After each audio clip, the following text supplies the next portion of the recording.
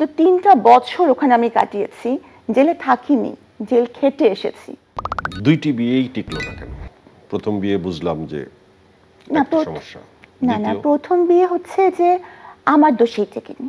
কারণ হচ্ছে ওই তাহলে সময় একটা দোষ আপনার আছে, প্রথম বিয়েটা যেহেতু টিকে নাই। নিশ্চয়ই, কারণ হচ্ছে তখন ওই যে বিয়ে ব্যাপারটা বোঝার বা মানে ওরকম করার মতো মানসিক অবস্থা আমার ছিল না। কেন, আপনি কি বাল্য বিবাহ দিয়েছিল? বাল্য বিবাহ না, ১৭ বছর বয়সে বিয়ে হয়েছে।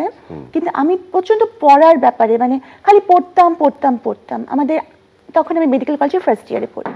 তো আমার আইটেম, আমার হচ্ছে এই পরীক্ষা, আমার প্রফ, আমার পেপার তৈরি করতে হবে, মানে এইটা নিয়ে আমি এত যে সংসারে যে মন দিতে হবে, এই মেন্টাল ম্যাচুরিটিটা আমার ছিল না।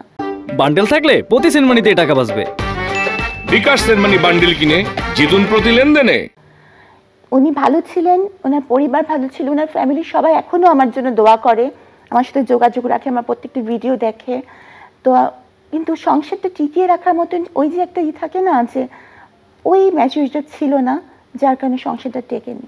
ওকে, তো আপনি কি আসলে দুর্ভাগা?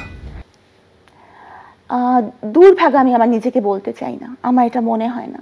কারণ আমি মনে করি যে এত কিছুর পরে, আপনি হয়তো জানেন না যে কারাগারটা একটা কত ভয়ঙ্কর জায়গা। আমি জানি না, পরিমণি জানে। উনি ওখানে অনেকদিন বেশি থাকেননি, 12 দিন ছিলেন, কিন্তু 3টা বছর ওখানে আমি কাটিয়েছি, জেলে থাকিনি, জেল খেটে এসেছি। মালির কাজ করে এসেছি, রুমের পাহারার কাজ করে এসেছি। হ্যাঁ, অনেকেই জেলে যান থাকেন, কিন্তু আমি কিন্তু খেটেছি। তো ওই যে একটা কষ্ট মর্মে উপলব্ধি করেছি, এবং আমার উপর অনেক কিছু গেছে, তারপরে যে আমি ঘুরে দাঁড়িয়েছি, ফাইট করছি, আমি বলবো না আমি দুর্ভাগা। তো জেলখানা থেকে বের হওয়ার সময় আপনার হাতে মেহেন্দি এঁকে দেয় নাই কেউ? না, যেহেতু আমার স্বামী আমার জন্য মরে গেছেন, সেহেতু আমি কখনো এই ঘটনা পরে হাতে মেহেন্দি লাগাইনি। আপনি লাগাননি? কি ধরনের পরিশ্রমগুলো জেলখানায় করতে হয়? যেহেতু আমি সশ্রম কয়েদি ছিলাম, সেহেতু আমাকে প্রথমে হচ্ছে যে আমি পাহারার দায়িত্ব পালন করেছি, রুমের পাহারা। তারপর হচ্ছে যে আমাকে মালির দায়িত্ব, মানে ফুল বাগানের ইনচার্জ দেওয়া হয়েছিল। তো সেখানে আমাকে মাটি কোপাতে হতো, তারপরে সার মিক্সড করতে হতো, সারটা কর্তৃপক্ষে দিতেন। আবার মাঝে মাঝে আবর্জনা পুড়িয়ে, জেলখানার যে আবর্জনাগুলো থাকে ওগুলো পুড়িয়ে ছাই তৈরি করতাম।